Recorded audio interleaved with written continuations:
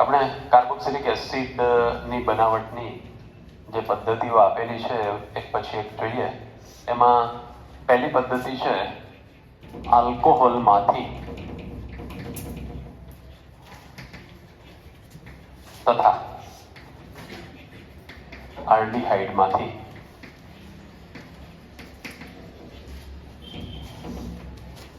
Carboxylic acid. સારું, એ સમજીએ આલ્કોહોલમાંથી કેવી રીતે બનાવી શકાય. આલ્કોહોલ આપણે જાણીએ છીએ, આલ્કોહોલ એટલે RCH2OH. સ્વાભાવિક છે કે તમને મેં અગાઉ પણ સમજાવ્યું છે કે આલ્કોહોલ છે એના કરતા ઓક્સિડેશન પામેલું સ્વરૂપ એટલે આલ્ડીહાઇડ અને કીટોન. એના કરતા ઓક્સિડેશન પામેલું સ્વરૂપ એટલે કોણ? Carboxylic acid. તો ટૂંકમાં એવું કહી શકાય કે આલ્કોહોલમાંથી જો કાર્બોક્સિલિક એસિડ બનાવવો હશે તો શું કરવું પડશે? ઓક્સિડેશન. એનું ઓક્સિડેશન કરીએ તો આપણે શું બનાવી શકીએ? Carboxylic acid. ઇવન આલ્ડીહાઇડમાંથી પણ જ્યારે કાર્બોક્સિલિક એસિડ બનાવવું હશે ત્યારે એનું ઓક્સિડેશન જ કરવાનું રહેશે. એટલે આપણે અહીંયા આ આલ્કોહોલ છે એનું ઓક્સિડેશન કરીશું. હવે આના ઓક્સિડેશન કરતા તરીકે કોનો ઉપયોગ થાય છે? તો એક તો ઉપયોગ થાય છે KMnO4. આ KMnO4 છે એ એસિડિક KMnO4 પણ લઈ શકાય, બેઝિક KMnO4 પણ લઈ શકાય એટલે કે આલ્કલાઇન KMnO4, અથવા તો તટસ્થ KMnO4. આ ત્રણમાંથી કોઈ પણ એક વડે જ્યારે આલ્કોહોલનું ઓક્સિડેશન કરીશું ત્યારે આપણને નિપજ શું મળશે? Carboxylic acid. પહેલા તબક્કામાં મળે છે RCOOK, એટલે આપણે એમ કહી શકીએ કાર્બોક્સિલિક એસિડનો પોટેશિયમ ક્ષાર મળ્યો. અને બીજા તબક્કામાં એની પ્રક્રિયા H+ સાથે એટલે કે એને એસિડિક કરવામાં આવે તો કાર્બોક્સિલિક એસિડ મળી શકે. અહીંયા આપણે આ KMnO4 એક જ લઈ શકીએ એવું જરૂરી નથી. ઓક્સિડેશન કરતા તરીકે આપણે અહીંયા H2CrO4 એસિડિક માધ્યમમાં એ પણ લઈ શકીએ છીએ.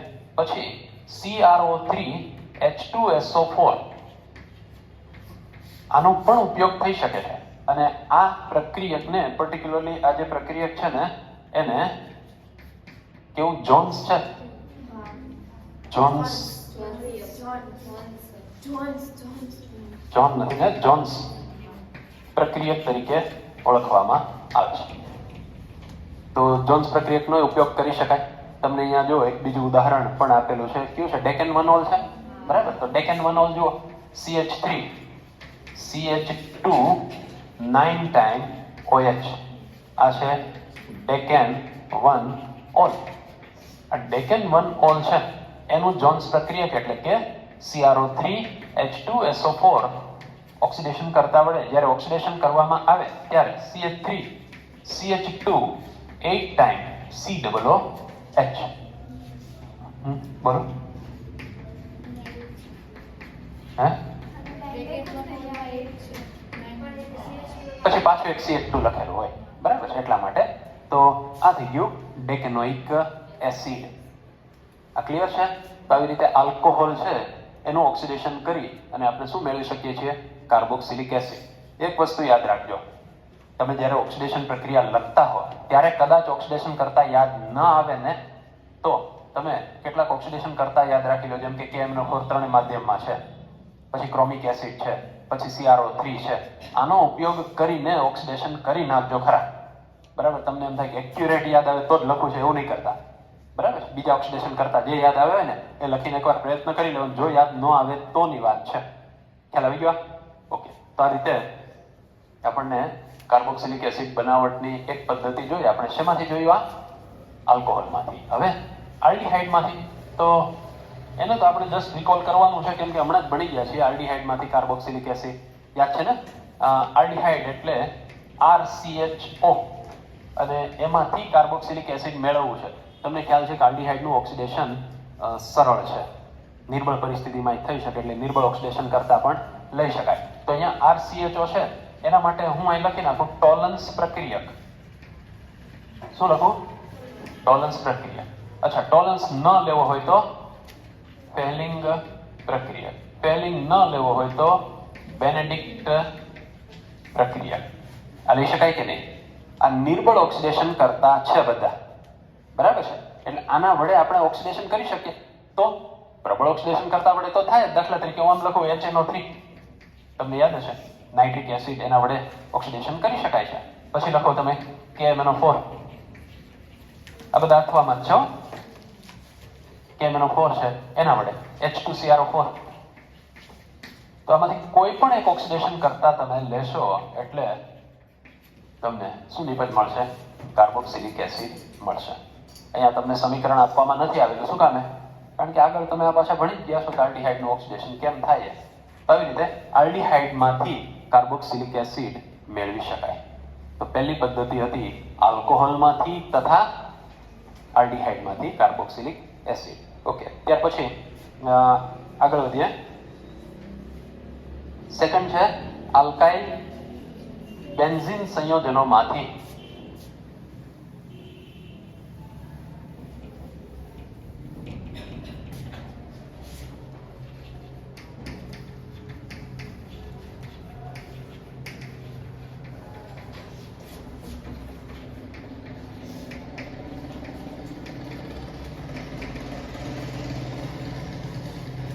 આલ્કાઇલ બેન્ઝીન એટલે એનો અર્થ શું થાય? બેન્ઝીન. બેન્ઝીન ઉપર આલ્કાઇલ સમૂહ જોડાયેલો છે. દાખલા તરીકે આ આલ્કાઇલ બેન્ઝીન એટલે આ શું છે? ટોલ્યુઇન છે. હવે આ ટોલ્યુઇન છે એમાંથી મારે મેળવવું છે બેન્ઝોઇક એસિડ. યાદ રાખજો કે અહીંયા જ્યારે આનું ઓક્સિડેશન કરીએ આલ્કાઇલ બેન્ઝીનનું, તો એમાં આલ્કાઇલ શૃંખલા કેટલી લાંબી છે એ ક્યારેય જોવાનું નથી. અહીંયા મિથાઇલ હોય, ઇથાઇલ હોય કે પ્રોપાઇલ હોય, પણ જ્યારે ઓક્સિડેશન કરીશું ત્યારે બધા ઉપર COOH માં કન્વર્ટ થઈ જશે. વધારાના કાર્બન કાર્બન ડાયોક્સાઇડ તરીકે મુક્ત થશે. હવે ક્લિયર છે? એટલે મિથાઇલ બેન્ઝીન એનું ઓક્સિડેશન કરીએ આપણે કોના વડે? KMnO4 KOH વડે ઓક્સિડેશન કરીએ તો અહીંયા નિપજ તરીકે મળશે પોટેશિયમ બેન્ઝોએટ. શું મળશે? પોટેશિયમ બેન્ઝોએટ એટલે કે બેન્ઝોઇક એસિડનો પોટેશિયમ ક્ષાર. ઓકે, હવે H3O+ એના વડે એસિડિક કરી દો એટલે આ નિપજ મળી ગઈ આપણને બેન્ઝોઇક એસિડ. તો આટલું સરળ કામ છે. હવે બરાબર સમજો, અહીંયા મેં ટોલ્યુઇનને બદલે નોર્મલ પ્રોપાઇલ બેન્ઝીન લીધું. મિથાઇલ બેન્ઝીન નહીં, પણ નોર્મલ પ્રોપાઇલ બેન્ઝીન લીધું અને એનું KMnO4 KOH એના વડે ઓક્સિડેશન કર્યું તો ફરી પાછું એનું એ જ મળ્યું. જો અહીંયા કાર્બનની સંખ્યા 1 હતી, અહીંયા કાર્બનની સંખ્યા 3 છે, છતાંય કોઈ ફરક પડ્યો? અહીંયા કાંઈ ફરક પડતો નથી. H3O+ અને અહીંયા મળી ગયું ફરી પાછું એનું એ જ બેન્ઝોઇક એસિડ. અહીંયા જે કાર્બન તમને એમ થાય કે અહીં તો 3 હતા ને અહીંયા 1 થઈ ગયો, તો બાકીના 2 કાર્બન ડાયોક્સાઇડ સ્વરૂપે દૂર થઈ જશે. આ ખ્યાલ આવી ગયો? તો આ રીતે આપણે નોર્મલ પ્રોપાઇલ બેન્ઝીનમાંથી બેન્ઝોઇક એસિડ મેળવી શકીએ. હવે આ પદ્ધતિની એક મર્યાદા શું છે સમજીએ. દાખલા તરીકે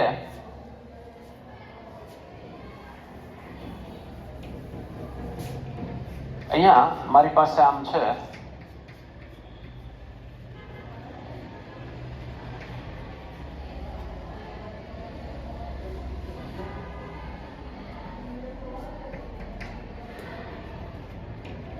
આમ છે. આ ઉપર કયો સમૂહ છે? આઇસોપ્રોપાઇલ. આઇસોપ્રોપાઇલ એક કેવો આલ્કાઇલ સમૂહ કહેવાય? દ્વિતીયક. કેવો કહેવાય? દ્વિતીયક આલ્કાઇલ સમૂહ. ધારો કે આવો દ્વિતીયક આલ્કાઇલ સમૂહ છે તો શું થશે? કાંઈ નહીં, અહીંયા જે લખ્યું છે એમ થશે.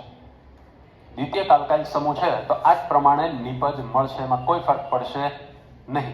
પણ હવે મહત્વની વાત એ આવે છે કે જ્યારે અહીંયા આમ છે CH3 CH3 CH3, આ કેવો આલ્કાઇલ સમૂહ છે? ઉપર તૃતીયક આલ્કાઇલ છે. જો હું આટલું કાઢી નાખું તો આલ્કાઇલ સમૂહને તૃતીયક આલ્કાઇલ સમૂહ કહેવાય કે નહીં? બરાબર, તૃતીયક આલ્કાઇલ સમૂહ છે. અને એનું જ્યારે તમે આ રીતે ઓક્સિડેશન કરીને કાર્બોક્સિલિક એસિડ મેળવવા માંગો છો એ મળી શકશે નહીં. તો તમને એક પ્રશ્ન તો થાય કે કેમ એવું? પ્રાથમિક આલ્કાઇલ હોય તો નિપજ મળતી હતી, દ્વિતીયક આલ્કાઇલ હોય તો નિપજ મળતી હતી. એનું કારણ એ છે કે અહીંયા આ ઓક્સિડેશન પ્રક્રિયા થાય છે ને એના માટે જવાબદાર આ કાર્બન ઉપરનો હાઇડ્રોજન છે. તો તમે જુઓ, પ્રાથમિક આલ્કાઇલ હોય, દાખલા તરીકે હું આમ લખું CH2 CH3, તો અહીંયા હાઇડ્રોજન છે કે નહીં? કયો હાઇડ્રોજન કહેવાય? ને બેન્ઝાઇલિક હાઇડ્રોજન કહેવાય. કયો કહેવાય? Benzylic hydrogen. જો બેન્ઝાઇલિક હાઇડ્રોજન હાજર હશે તો આ પ્રક્રિયા થશે, કારણ કે આ પ્રક્રિયા છે ને મુક્ત મૂલક મધ્યસ્થી મારફત થતી હોય છે. અને મુક્ત મૂલક ક્યારે બને? જ્યારે અહીંયાથી H મુક્ત મૂલક દૂર થાય ને ત્યારે બને. હવે વિચારો જી, આ બેન્ઝાઇલિક કાર્બન, શું એની પાસે હાઇડ્રોજન છે? છે જ નહીં. તો શું મુક્ત મૂલક બનાવશે? મુક્ત મૂલક બનશે જ નહીં. તો પછી આ પ્રક્રિયા શક્ય નહીં બને. ક્લિયર છે? એટલે યાદ રાખજો, આલ્કાઇલ બેન્ઝીનમાંથી એરોમેટિક કાર્બોક્સિલિક એસિડ મળે છે, પણ જો આલ્કાઇલ સમૂહ પ્રાથમિક હોય અથવા દ્વિતીયક હોય તો. પણ જો આલ્કાઇલ સમૂહ તૃતીયક હશે તો આ પ્રક્રિયા શક્ય નહીં બને. તો એના માટેનું કારણ શું?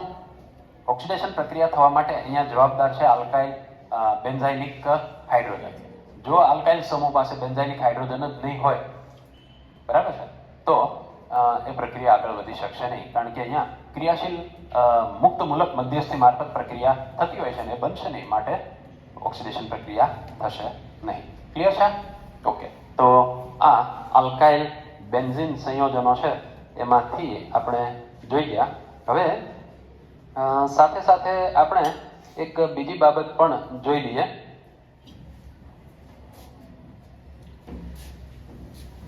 આલ્કાઇલ બેન્ઝીનમાંથી તો જોયું, પણ આલ્કીન સંયોજનો હોય ને તો એમાંથી પણ મળી શકે, પણ એમાં કયું આલ્કીન છે ને એના ઉપર આધાર રાખે છે. દાખલા તરીકે અહીંયા આમ છે CH3 CH દ્વિબંધ CH CH3 આમ છે, અને આનું આપણે ઓક્સિડેશન કર્યું. આનું ઓક્સિડેશન KMnO4 KOH વડે કરીએ છીએ. તો યાદ રાખજો કે KMnO4 KOH એટલે કે આલ્કલાઇન પોટેશિયમ પરમેંગેનેટ પ્રબળ ઓક્સિડેશન કરતા છે, એટલે દ્વિબંધ આગળથી શૃંખલાને તોડી નાખશે અને બે ભાગને કાર્બોક્સિલિક એસિડમાં ફેરવી નાખશે. એટલે અહીંયા આપણને આમ મળશે CH3COH. અહીંયા કાર્બન 2 હતા, એ CH3COH માં ફેરવાઈ ગયો. અહીંયા પણ એ જ વસ્તુ, એટલે પ્લસ CH3COOH કાર્બોક્સિલિક એસિડના બે સંયોજનો મળશે. પણ ધારો કે આમ છે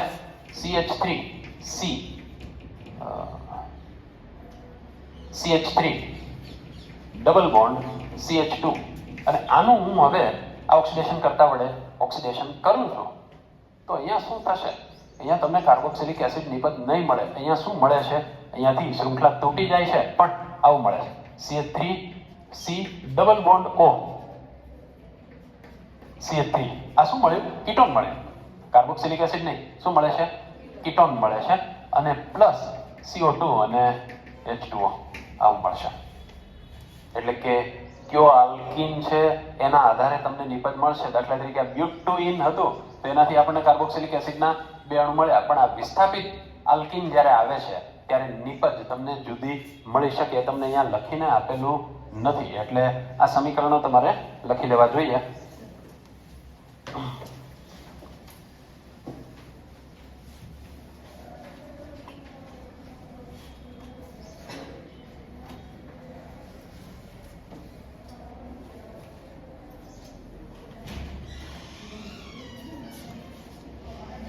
પછી એક હજી જોઈ લો. ધારો કે આવી રીતે તમારી પાસે છે CH2 દ્વિબંધ CH2. આનું ઓક્સિડેશન કરવામાં આવે KMnO4 ની હાજરીમાં 273 કેલ્વિન તાપમાને, ત્યારે શું થાય છે? ત્યારે આમાંથી નિપજ આવી બને છે CH2OH single bond CH2OH ethylene glycol મળે છે. આ ત્રણ પ્રક્રિયા સમીકરણો તમને ધોરણ 11 ની ટેક્સ્ટ બુકમાંથી મળી રહેશે. તમે ધોરણ 11 માં જે ઓક્સિડેશન ભણ્યા છે ને, આલ્કીનનું ઓક્સિડેશન, એની અંદર આ પ્રક્રિયા સમીકરણો તમને મળશે. સારું, તો હવે ત્રીજી પદ્ધતિ જોઈએ, નાઇટ્રાઇલ સંયોજનો અને એમાઇડ સંયોજનોમાંથી. નાઇટ્રાઇલ, જેને આપણે સાયનાઇડ તરીકે પણ ઓળખીએ છીએ, એને હું દર્શાવું છું RCN વડે. આનું સિમ્પલ એસિડ કે બેઝની હાજરીમાં તમારે જળ વિભાજન કરવાનું છે. શું કરવાનું છે?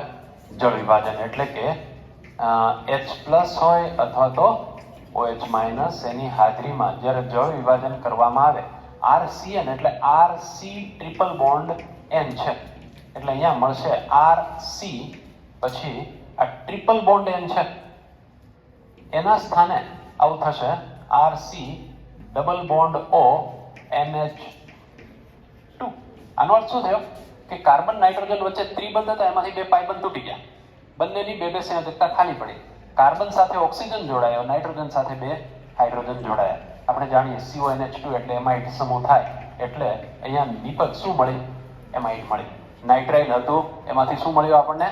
એમાઇડ મળ્યું. હવે અહીંયા ફરી પાછા આપણે ગરમ કરીએ. આ એસિડ કે બેઝ ઉદ્દીપકની હાજરી તો છે જ, બરાબર. ફરી પાછા આપણે આને જ્યારે ગરમ કરીએ છીએ ઊંચા તાપમાને ગરમ કરવામાં આવે તો આપણને આમાંથી આવું મળે છે RC ડબલ બોન્ડ OH, એટલે કે H2O છે એમાંનો OH જોડાયો અહીંયા. જો હવે આ બંધ તૂટે, OH ડાબી તરફ જોડાય છે, H જમણી તરફ જોડાય છે, એટલે એક નિપજ એમોનિયા અને આપણે જે જોઈતું છે કાર્બોક્સિલિક એસિડ નિપજ તરીકે મળશે. ક્લિયર છે? આ પ્રક્રિયાને આ તબક્કે તમારે અટકાવવી હોય તો હળવી પ્રક્રિયા પરિસ્થિતિ રાખવાની, ઊંચું તાપમાન નહીં રાખવાનું, બરાબર. એસિડ બેઝની સાંદ્રતા ઓછી રાખવાની, તો આપણને આ પ્રક્રિયા અહીં સુધી મળશે. એટલે કે નિપજ શું મળી જશે? એમાઇડ જોતી હોય તો તમે મેળવી શકો. એટલે હવે જો 2 વસ્તુ આવી ગયું અહીંયા, નાઇટ્રાઇલમાં અને એમાઇડ બેમાંથી કાર્બોક્સિલિક એસિડ. તો નાઇટ્રાઇલ પહેલા એમાઇડમાં કન્વર્ટ થાય છે અને પછી એમાઇડ શેમાં કન્વર્ટ થાય છે? કાર્બોક્સિલિક એસિડમાં. તો નાઇટ્રાઇલ અને એમાઇડ બંનેમાંથી કાર્બોક્સિલિક એસિડ આ રીતે મેળવી શકાશે. આ વાત ક્લિયર છે? આપણે એકાદું ઉદાહરણ જોઈએ. દાખલા તરીકે CH3C ટ્રિપલ બોન્ડ N છે. આનું આપણે H+ અથવા તો OH- ઉદ્દીપકની હાજરીમાં જ્યારે જળ વિભાજન કરીએ ત્યારે મળે છે CH3C double bond O NH2. આ એસિટેમાઇડ બન્યું. આ એસિટેમાઇડનું ઊંચા તાપમાને જળ વિભાજન, એસિડ બેઝ તો હાજર જ છે, જળ વિભાજન કરવામાં આવે ત્યારે એમાંથી CH3C double O H acetic acid અને એમોનિયા નિપજ તરીકે મળશે. ક્લિયર છે? આ ઉદાહરણ છે, સિમ્પલ, આના જેવું છે, એમાં કાંઈ ખાસ તફાવત નથી. ઓકે, હજી એક ઉદાહરણ આપણે જોઈએ બેન્ઝેમાઇડનું. એટલે બેન્ઝોનાઇટ્રાઇલ લઈ લઈએ આપણે પહેલા, બેન્ઝિનની ઉપર CN, અને પછી એમાંથી મેળવીએ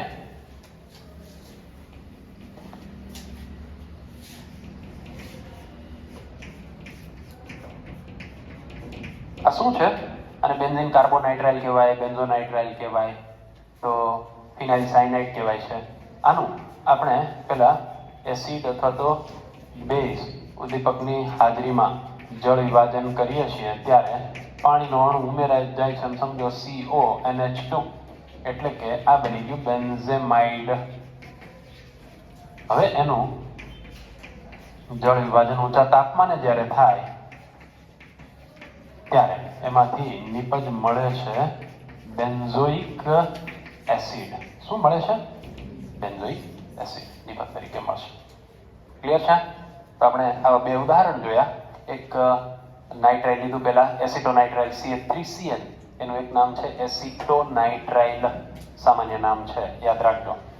સારું, હવે અહીંયા એક મહત્વની વાત આપણે બાકી રાખી છે, એ સમજી લઈએ કે ખરેખર છે ને આ જે નાઇટ્રાઇલ છે ને એને તમારે મેળવવું હોય ને તો તમે હેલાઇડમાંથી મેળવી શકો.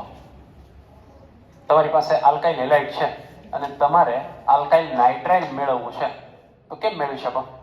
એના માટે તમારે RX ની પ્રક્રિયા આલ્કોહોલિક KCN સાથે કરવાની.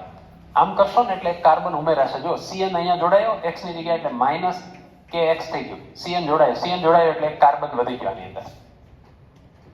ખ્યાલ આવે?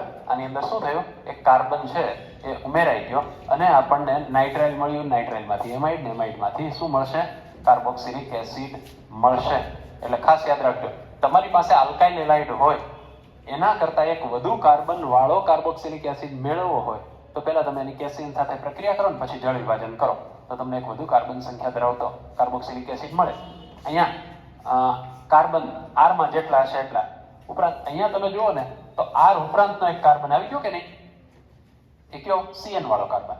એટલે એક વધુ કાર્બન સંખ્યા વાળો જ્યારે કાર્બોક્સિલિક એસિડ મેળવવો હોય ત્યારે તમે એની પ્રક્રિયા કેસીન સાથે કરીને આ રીતે મેળવી શકો. ક્લિયર છે આ વાત? ઓકે, તો આ પ્રક્રિયા થઈ ગઈ નાઇટ્રાઇલ અથવા તો એમાઇડ સંયોજનો છે એમાંથી કાર્બોક્સિલિક એસિડ બનાવવા માટેની. હવે નેક્સ્ટ જોઈએ ગ્રિગ્નાર્ડ પ્રક્રિયકોમાંથી.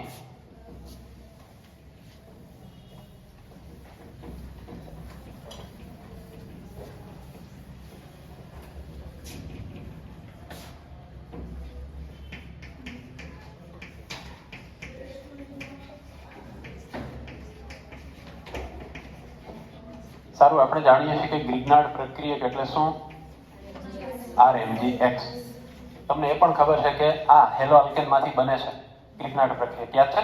કેમ મેળવી શકાય? દાખલા તરીકે મારી પાસે RH હતું, મેં એની પ્રક્રિયા Mg સાથે નિર્જળ ઇથરની હાજરીમાં પ્રક્રિયા કરી તો મને મળી ગયું ગ્રિગ્નાર્ડ પ્રક્રિયક. એટલે કે હેલાઇડમાંથી ગ્રિગ્નાર્ડ પ્રક્રિયક મેળવી શકાય. હવે આ ગ્રિગ્નાર્ડ પ્રક્રિયક છે એની પ્રક્રિયા આપણે કરવાની છે સૂકા બરફ સાથે. કોની સાથે? સૂકો બરફ. સૂકો બરફ એટલે કાર્બન ડાયોક્સાઇડનું ઘન સ્વરૂપ. તો CO2 સાથે પ્રક્રિયા કરીએ ત્યારે જો C ડબલ બોન્ડ O આમ છે, C ડબલ બોન્ડ O. ધ્યાન આપજો, આ દ્વિબંધ O હતો એમાં આ ખરેખર રેખીય બંધારણ હોય પણ આપણે તો અનુકૂળતા ખાતર આમ લખેલું છે. તો આ બેની એક એક સંયોજકતા ખાલી પડી કે નહીં? તો O સાથે આ પાર્ટ જોડાશે MgX એટલે OMgX અને અહીંયા જોડાઈ જશે RC ડબલ બોન્ડ OMgX. આમ થયું. ઓકે, હવે આનું કરી નાખો એસિડિક જળ વિભાજન H3O પ્લસ. જળ વિભાજન કરીએ એટલે આ RC ડબલ બોન્ડ O એમને બંધ છે, O અને Mg વચ્ચેથી તૂટે છે, અહીંયા હાઇડ્રોજન જોડાઈ ગયો એટલે RC ડબલ OH. આ થઈ ગયું MgOHX. આ મળી ગયો કાર્બોક્સિલિક એસિડ. અહીંયા પણ હું એમ કહી શકું કે મારી પાસે આલ્કાઇલ હેલાઇડમાં આ આરમાં જેટલા કાર્બન હતા એટલા છે, પણ જ્યારે અહીંયા કાર્બોક્સિલિક એસિડ મળ્યો ત્યારે એક વધારાનો કાર્બન મળ્યો. અહીંયા વધારાનો કાર્બન ક્યાંથી આવ્યો? કાર્બન ડાયોક્સાઇડમાંથી. પહેલામાં વધારાનો કાર્બન ક્યાંથી આવ્યો હતો? KCN સાયનાઇડમાંથી. બરાબર? તો આ બેમાં કાર્બનની વૃદ્ધિ થાય છે પણ આ એક વસ્તુ ફિક્સ છે કે બંનેમાં એક એક કાર્બન વધારી શકાય. KCN માં કાર્બન કેટલા છે? એક. તો KCN ઉમેરીએ ત્યારે એનો એક જ કાર્બન આવશે. CO2 માં કાર્બન કેટલા? એક જ. એટલે એક વધારે કાર્બન વાળો કાર્બોક્સિલિક એસિડ જોતો હોય તો આપણી પાસે બે રસ્તા છે. એક KCN વાળી પ્રક્રિયા કરો, જો એ શક્ય ન બનતી હોય તો તમારે ગ્રિગ્નાર્ડ પ્રક્રિયક વાળી પ્રક્રિયા કરવાની, CO2 અને ગ્રિગ્નાર્ડ પ્રક્રિયકની. હવે ક્લિયર? ઓકે, તો આપણે શેમાંથી જોયું? ગ્રિગ્નાર્ડ પ્રક્રિયકમાંથી. પછી એસાઇલ હેલાઇડ અને એનહાઇડ્રાઇડ સંયોજનોમાંથી જોઈએ.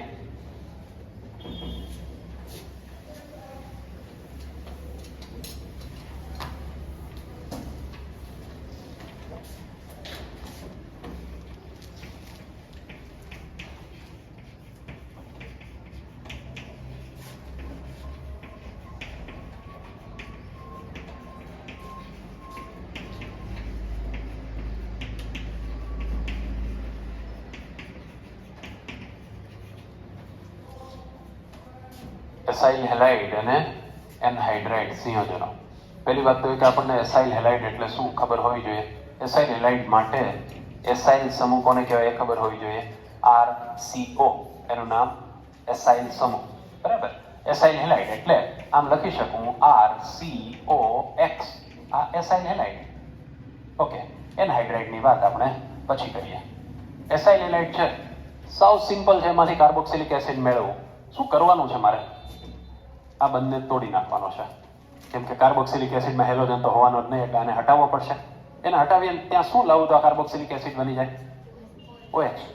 બરાબર? એટલે કે આનું આપણે કરવાનું શું છે? માત્ર જળ વિભાજન. બરાબર? તો આનું જળ વિભાજન કરીએ આપણે H3O પ્લસ તો મળી જાય RC ડબલ બોન્ડ OH. એસિડની હાજરીમાં આ H3O પ્લસ લખો અથવા તો આમ લખો H2O અને સાથે H પ્લસ. એસિડ ઉદ્દીપકની હાજરી અને એની હાજરીમાં આ કાર્બોક્સિલિક એસિડ મળી ગયો. ઘણી વખત તમને એમ થાય કે મારે એસિડની હાજરીમાં નહીં પણ બેઝિક માધ્યમમાં આનું જળ વિભાજન કરવું છે તો થાય, પણ એમાં બે તબક્કા થઈ જશે. કેવી રીતે? દાખલા તરીકે હું OH- એમ નથી લખતો, આમ લખું છું NaOH. ધ્યાન આપજો, પ્રક્રિયા તો જળ વિભાજનની જ છે એટલે આમાંથી આવું જ મળે, RC ડબલ બોન્ડ OH. પણ તમને એટલી તો ખબર પડે કે આ કાર્બોક્સિલિક એસિડ એનો સ્વભાવ એસિડિક, અહીંયા બેઝની હાજરી છે તો ક્ષાર ન બનાવી નાખે? બની જાય કે નહીં? તો આ બે વચ્ચે પ્રક્રિયા થાય તો ક્ષારમાં શું બને? O- Na+, એટલે કે આ સોડિયમ કાર્બોક્સિલેટ આયન બની ગયો, ક્ષાર બની ગયો. કયો? Sodium carboxylate. હવે મારે આમાંથી Na+ હટાવવું હોય તો મારે શું કરવાનું? આની H3O+ સાથે પ્રક્રિયા કરો, અથવા તો H+, એસિડની હાજરી લઈ લો ખાલી H+, એટલે અહીંયા મળી જાય RC ડબલ બોન્ડ OH. આ વાત ક્લિયર છે? તો આવું બને. હવે અહીંયા તમને એમ થાય કે મારે આખું NaOH નથી લખવું તો Na+ કાઢી નાખો તો આ OH- લખી શકાય, અહીંથી Na+ કાઢી નાખો તો RC ડબલ - લખી શકાય. તમને સમીકરણ એમ આપ્યું છે, તમે ત્યાં ધન આયન લખવા માંગો તો લખી શકો. ખ્યાલ આવી ગયો? ઓકે, તો આ આપણે એસાઇલ હેલાઇડમાંથી કાર્બોક્સિલિક એસિડ માત્ર ને માત્ર શેના દ્વારા? જળ વિભાજન દ્વારા મેળવ્યો. ક્લિયર છે? ઓકે, આની અંદર ઉદાહરણ આપ્યા છે કઈ? કોનું છે? નહીં, એનહાઇડ્રેટ તો હવે લઈએ છે આપણે. એસાઇલ હેલાઇડનું એક આપ્યું છે, તમારે લખી શકો, નારની જગ્યાએ CH3 ને એવું લખીને કરી શકશો તમે, બરાબર? હવે વાત કરીએ આપણે શેમાંથી? એનહાઇડ્રેટ. એસિડ એનહાઇડ્રેટ છે. ખ્યાલ છે એસિડ એનહાઇડ્રેટ એટલે શું? કાર્બોક્સિલિક એસિડના બે અણુ હોય એમાંથી પાણીનો એક અણુ દૂર થાય ને એનું નામ એનહાઇડ્રેટ. પહેલા તમને આ ખાલી એનહાઇડ્રેટ શું છે સમજાવું, પછી આપણે આ વાત કરીએ. ધ્યાન આપજો, CH3C ડબલ બોન્ડ OH આ કાર્બોક્સિલિક એસિડ છે, ઓકે, વત્તા CH3C ડબલ બોન્ડ OH તો આ બીજો કાર્બોક્સિલિક એસિડનો અણુ થઈ ગયો. બરાબર? ઓકે, આ કાર્બોક્સિલિક એસિડના બે અણુઓ થઈ ગયા. હવે એમાંથી આ પાણીનો અણુ દૂર કરી નાખ્યો મેં. પાણીનો અણુ દૂર કર્યો તો CH3C double bond OC double bond CH3, આનું નામ એસિટિક એનહાઇડ્રેટ. અને બીજું શું કહેવાય? Ethanoic anhydrate. શું કામ? આનું IPAC નામ શું? Ethanoic acid. બરાબર? તો આને કહેવાય ઇથેનોઇક એનહાઇડ્રેટ. આને લખવાની બીજી પેટર્ન કઈ? હું આમાં ન લખી શકું. CH3CO બે વખત, શું કામે? એક વખત અહીંયા, એક વખત અહીંયા, તો CH3CO ટ્વાઇસ અને O. તો આ એસિટિક એનહાઇડ્રેટ થયું. ઓકે, આ એસિટિક એનહાઇડ્રેટ છે, એમાંથી આપણે એસિડિક એનહાઇડ્રેટ મેળવ્યું કેવી રીતે? કાર્બોક્સિલિક એસિડના બે અણુમાંથી પાણીનો અણુ દૂર કરીને. હવે ધારો કે મારી પાસે આવી રીતે એનહાઇડ્રેટ હોય, એમાં હું પાણી ઉમેરી દઉં તો ન બની જાય પાછો કાર્બોક્સિલિક એસિડ? મળશે કે નહીં? એટલે અહીંયા યાદ રાખજો કે આ કાર્બોક્સિલિક એસિડ છે, બનાવવું છે આપણે આમાંથી, એનહાઇડ્રેટમાંથી, તો પાછું એનું જળ વિભાજન કરી નાખો એટલે મળી જાય કાર્બોક્સિલિક એસિડના બે અણુઓ. ખ્યાલ આવે? તો પ્રક્રિયા છે ને એમાં એરો બદલાવી દેવાનો છે, આની નિશાની બદલી દો H2O, એટલે આ એનહાઇડ્રેટ, એમાં પાણીનો અણુ ઉમેરી દીધો તો મળી જાય છે કાર્બોક્સિલિક એસિડના અણુ. જો ઉદાહરણ જોઈએ, દાખલા તરીકે મારી પાસે આમ છે CH3C double bond OC double bond O CH3, આને શું કહીશું? Ethanoic anhydrate. કેવી રીતે નામકરણ થતું હોય છે આનું? જો જ્યારે એનહાઇડ્રેટ બે સમાન કાર્બોક્સિલિક એસિડમાંથી બનેલ હોય તો દાખલા તરીકે આ બે ઇથેનોઇક એસિડમાંથી જ બન્યું ને એટલે એનું નામ ઇથેનોઇક એનહાઇડ્રેટ. બે જુદા જુદા હોય તો બે કાર્બોક્સિલિક એસિડના નામ લેવા પડે. એ કેવી રીતે હમણાં જોઈએ આપણે. તો આનું શું કરવાનું છે? જળ વિભાજન. H3O+, એટલે કે H+ એ આવી ગયું, એની અંદર પાણી પણ આવી ગયું, જળ વિભાજન થશે. જળ વિભાજન થાય ત્યારે આ બંધને તોડી નાખો, બંધ તૂટી જાય એટલે અહીંયા શું વધ્યું? CH3C double bond O single bond O, અહીંયા જોડાયો H કાર્બોક્સિલિક એસિડ, અહીંયા CH3 પછી C ડબલ બોન્ડ O, અહીંયા જોડાઈ ગયો OH કાર્બોક્સિલિક એસિડના બે અણુ મળી ગયા. આ ક્લિયર છે બધાને? એટલે સિમ્પલ શું કર્યું આપણે? જળ વિભાજન કર્યું, અને જળ વિભાજનથી શું મળે છે આપણને? કાર્બોક્સિલિક એસિડના બે અણુ. હવે જુઓ, આ અહીંયા આપણે આમ લઈએ,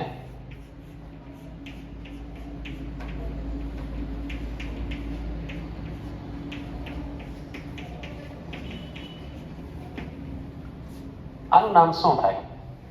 બેન્ઝોઇક ઇથેનોઇક એનહાઇડ્રાઇડ. શું નામ થશે? Benzoic ethanoic anhydride. આ ખ્યાલ આવ્યો કેવી રીતે નામકરણ થયું? જો આ કેમ બન્યું ને પહેલા તમને સમજાવી દઉં.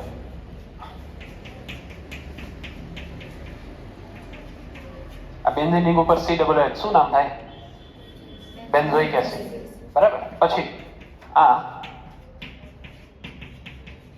CH3COOH શું નામ થાય? એસિટિક એસિડ અથવા ઇથેનોઇક એસિડ. આ બેન્ઝોઇક એસિડ, આ ઇથેનોઇક એસિડ. આમાંથી પાણીનો અણુ કાઢી નાખ્યો ને તો શું બને? જો જોઈએ અહીંયા આ C ડબલ બોન્ડ O એની સાથે સિંગલ બોન્ડ થી O એની સાથે અહીંથી આ C double bond O CH3. તો આ બેન્ઝોઇક એસિડ હતું, આ ઇથેનોઇક એસિડ હતું, એમાંથી બનેલો એનહાઇડ્રાઇડ છે એટલે એનું નામ બેન્ઝોઇક ઇથેનોઇક એનહાઇડ્રાઇડ. આ ક્લિયર છે? ઓકે. તો બેન્ઝોઇક ઇથેનોઇક એનહાઇડ્રાઇડ છે એનું આપણે શું કરીએ? એસિડિક જળ વિભાજન કરીએ. જો એનું એસિડિક જળ વિભાજન કરવામાં આવે તો શું મળે? હવે તો ખ્યાલ જ છે આપણને, બેન્ઝોઇક એસિડ અને એસિડિક એસિડ એવું મળશે. ક્લિયર છે બધાને? બોલો. ઓકે. તો હવે એક લઈ લઈએ આપણે એસ્ટર સંયોજનોમાંથી.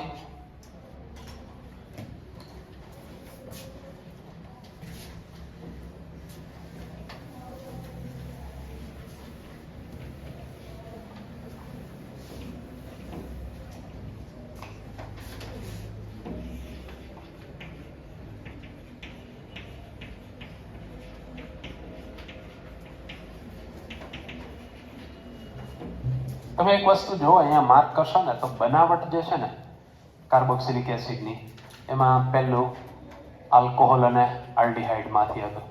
બરાબર. ત્યાર પછી બીજી જે પદ્ધતિ જોઈ એ આલ્કાઇલ બેન્ઝીન અને આલ્કીન એમાંથી જોઈ. પછીની જે પદ્ધતિઓ છે ને એમાં તમને ખ્યાલ હોવો જોઈએ કે કાર્બોક્સિલિક એસિડના જે 4 વ્યુત્પન્નો છે ને એમાંથી છે. જો 4 વ્યુત્પન્નો કાર્બોક્સિલિક એસિડના ક્યાં ક્યાં? એક એસાઇલ હેલાઇડ, પછી એનહાઇડ્રાઇડ, પછી એસ્ટર અને કયું બાકી રહ્યું? એમાઇડ. જો જે 4 એમાંથી છે કે નહીં? તો કામ ઈઝી થઈ જાય. તમને બનાવટની પદ્ધતિઓ યાદ રાખવાનું સરળ થઈ ગયું. 4 વ્યુત્પન્નોમાંથી તો 4 પદ્ધતિઓ એમને જ યાદ રહી જાય એવું છે, બાકી 2 યાદ રાખવાની રહે. તો હવે આપણે લઈએ એસ્ટર સંયોજનોમાંથી. એસ્ટર સંયોજનોનું સિમ્પલ જળ વિભાજન કરવાનું અને 4 વ્યુત્પન્નો તમે જોશો ને તો એનું જળ વિભાજનથી જ નિપજો મળે. કાંઈ બીજું કરવાનું. તમારે H+OH- ને H2O લખી અને બનાવી નાખવાનું છે. એસ્ટર સંયોજનો છે એમાંથી જોઈએ. અહીંયા આપણે લઈએ CH3C double bond O CH2 CH3. આનું નામ ઇથાઇલ ઇથેનોએટ. આ IUPAC નામ થયું. સામાન્ય નામમાં ઇથેનોએટના સ્થાને એસિટેટ એવું આવશે. તો ઇથાઇલ ઇથેનોએટ છે. શું કરવાથી આમાંથી આલ્કોહોલ મળે છે? H3O પ્લસ જળ વિભાજન કરી નાખો. શું કરવાનું છે? જળ વિભાજન. જળ વિભાજન કરશો એટલે આમાંથી CH3C ડબલ બોન્ડ OH વત્તા CH3 CH2OH શું મળ્યું? એક કાર્બોક્સિલિક એસિડ અને બીજું આલ્કોહોલ. શું મળ્યું? કાર્બોક્સિલિક એસિડ અને આલ્કોહોલ. તો આપણે એસ્ટરીકરણ પ્રક્રિયા જોઈ ગયા છીએ કે નહીં? એસ્ટરીકરણમાં શું કરીએ છીએ? આલ્કોહોલ અને કાર્બોક્સિલિક એસિડ વચ્ચે પ્રક્રિયા ખનિજ એસિડની હાજરીમાં કરીએ છીએ. ત્યારે એસ્ટર બનતું હોય તો એસ્ટરનું જળ વિભાજન કરો ત્યારે શું મળે? કાર્બોક્સિલિક એસિડ અને આલ્કોહોલ મળે. ક્લિયર છે? એટલે એસ્ટરીકરણમાં આલ્કોહોલ અને કાર્બોક્સિલિક એસિડ એ બંનેના અણુમાંથી એક પાણીનો અણુ દૂર થતો હોય છે. અહીંયા પાણીનો અણુ ઉમેરી દીધો. વાત પૂરી. એક બીજું ઉદાહરણ લઈએ. દાખલા તરીકે આપણી પાસે છે CH2 CH3. શું નામ થશે આનું? Ethyl benzoate. અને હું આમે લખી શકું, એવું કઈ જરૂરી નથી કે આમે લખું. તમે આ રીતે લખી શકો. આ ઇથાઇલ બેન્ઝોએટ છે. આનું તમે જળ વિભાજન કરી નાખો તો શું મળે? Benzoic acid. ઓકે, વધ્યા ભાગ્ય એમાંથી CH3CH2OH એટલે કે ઇથેનોલ નિપજ તરીકે મળશે. તો ક્લિયર છે? તો આપણે કાર્બોક્સિલિક એસિડ સંયોજનો બનાવવા માટેની જુદી જુદી કેટલીક પદ્ધતિઓ છે એના વિશે વાત કરી. આ બધી જ પદ્ધતિઓ એકદમ સરળ છે, એટલે મોટાભાગની તો જળ વિભાજન કરીને જ મેળવી શકાય છે. શરૂઆતની પદ્ધતિઓ જોઈએ, ઓક્સિડેશનની પદ્ધતિઓ જોઈ હતી,